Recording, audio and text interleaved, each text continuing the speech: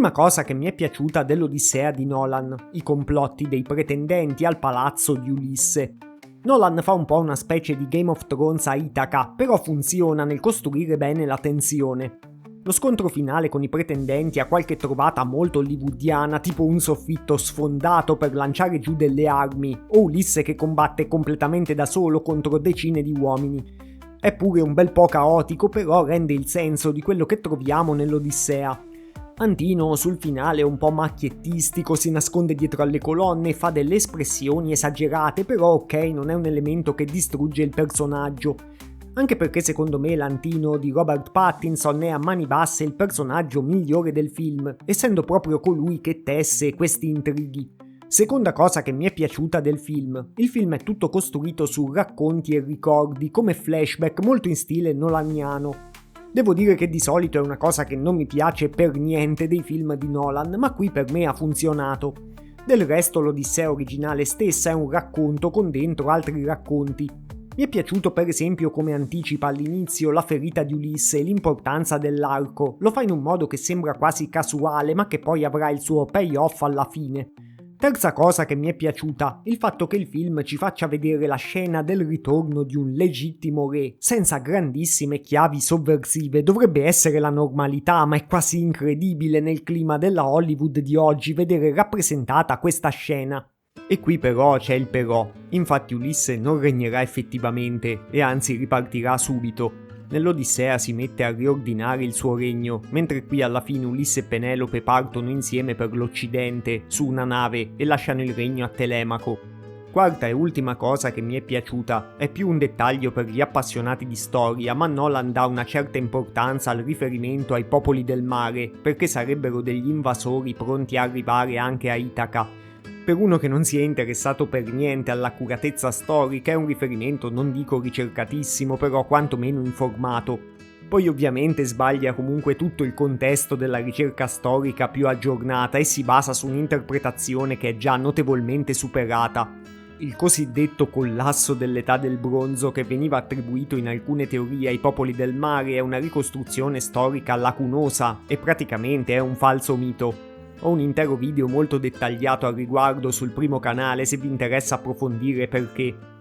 E passiamo a quelli che secondo me sono dei difetti minori del film, ma sono pur sempre dei difetti. Ci sono alcuni dettagli di realismo, per esempio con i guerrieri troiani che infilzano le spade tra i legni del cavallo prima di portarlo dentro la città. Poi però il cavallo ha quella forma troppo perfetta che avevamo visto fin dal trailer e dalle locandine. Come hanno fatto a realizzare una statua così precisa sulla spiaggia di Troia con mezzi di fortuna e perché i greci lasciano il cavallo mezzo in acqua e rischiano di affogarci dentro? Il cavallo di Troia, che era costruito con i legni delle navi, era rappresentato molto meglio, come avevo già detto anche in un altro video. In una scena Ulisse è appena arrivato a Itaca su una zattera, da solo e come un mendicante. Nella scena dopo però lo troviamo a Pilo, che protegge suo figlio Telemaco da un'imboscata. Tra Itaca e Pilo ci sarebbero circa 300 km, incluso un tratto di viaggio in mare, e il ritmo del film dà l'idea che l'imboscata a Telemaco sia molto imminente.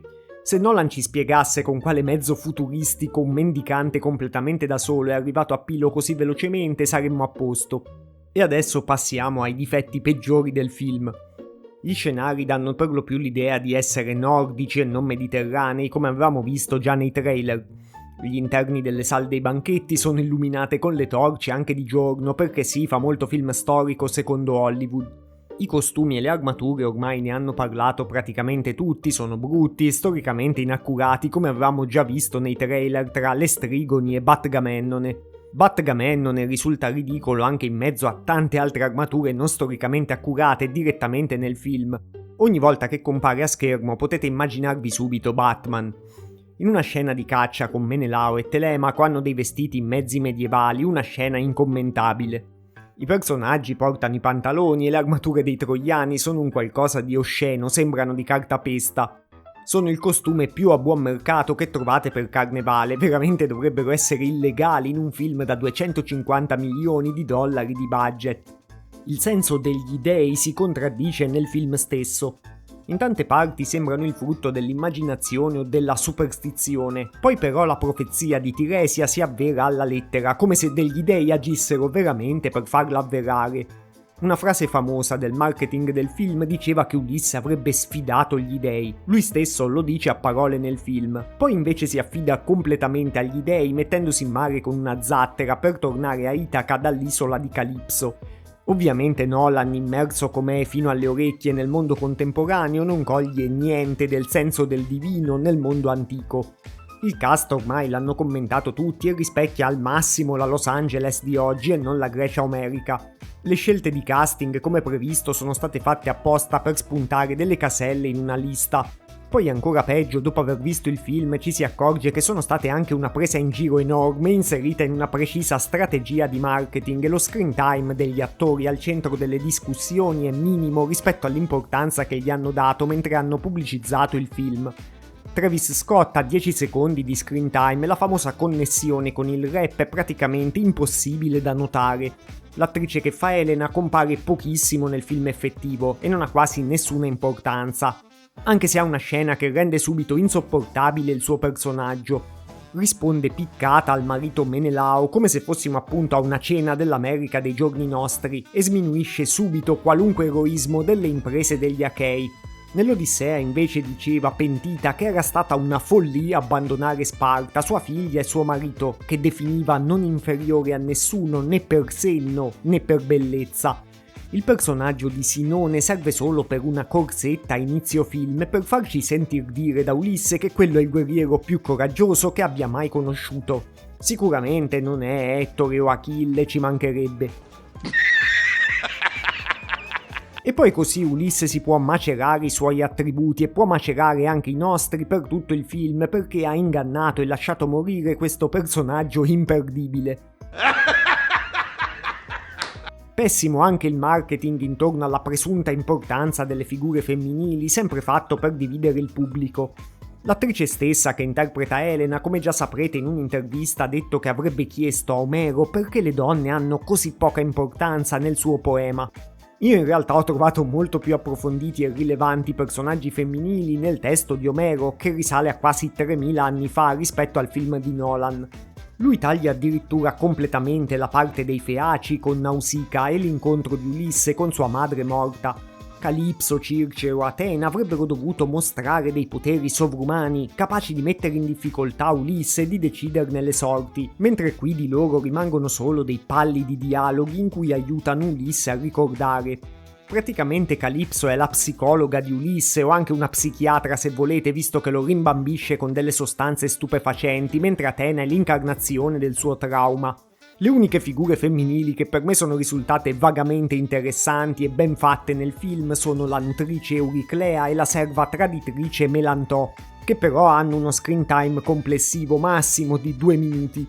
Ho sentito tantissimi a cui gli effetti visivi sono piaciuti, quindi magari mi sbaglio, ma per me la rappresentazione di tutti gli elementi fantastici nel film è stata molto deludente.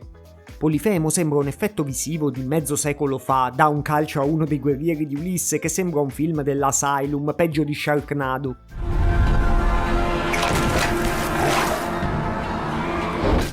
Capisco il mito degli effetti speciali pratici e sono anche d'accordo che in altri film gli effetti digitali siano usati esageratamente, però qui siamo sull'eccesso opposto. E mi capita raramente di sperare nei film che le scene con i mostri finiscano. Poi è una scena pessima anche in relazione al poema omerico e penso che quasi tutti conoscano la scena originale. Viene tagliato il famosissimo momento con Ulisse che dice di essere nessuno, il ciclope non viene fatto ubriacare, poi dicono che è il figlio di Poseidone così perché bisogna dirlo. E alla fine della scena Ulisse risponde ai suoi uomini letteralmente con una frase da bar del tipo aiutati che gli dei ti aiutano.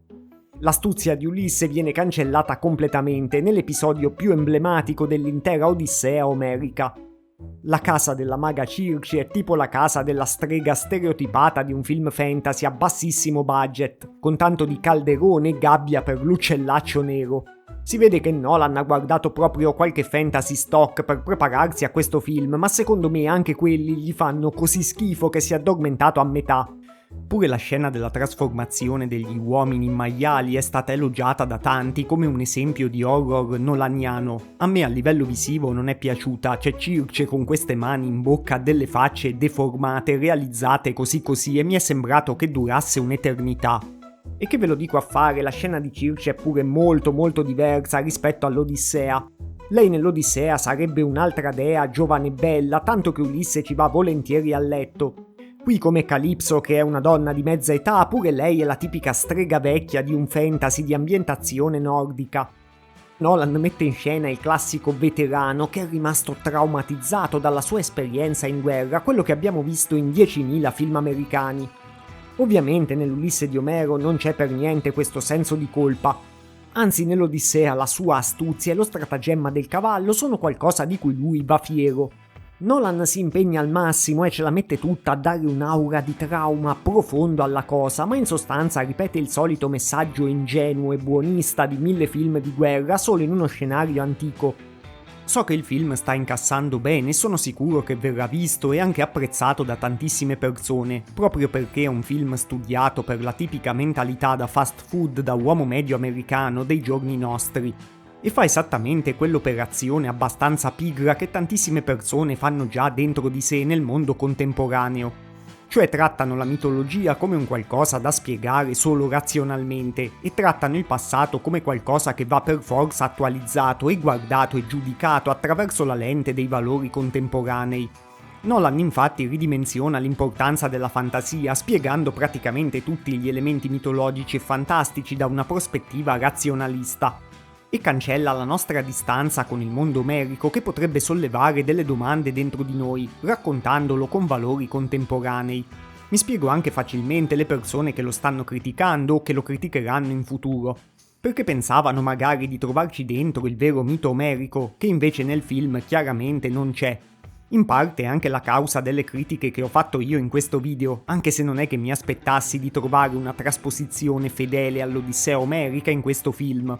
Come non mi aspetto di mangiare un cibo squisito e salutare se vado al McDonald's. Per concludere, è un film terribile? No, ma è un capolavoro come stanno dicendo molti, ma neanche lontanamente. È un film guardabile che secondo me scorre, fa il suo, ma è abbastanza anonimo e il vero mondo antico c'è pochissimo.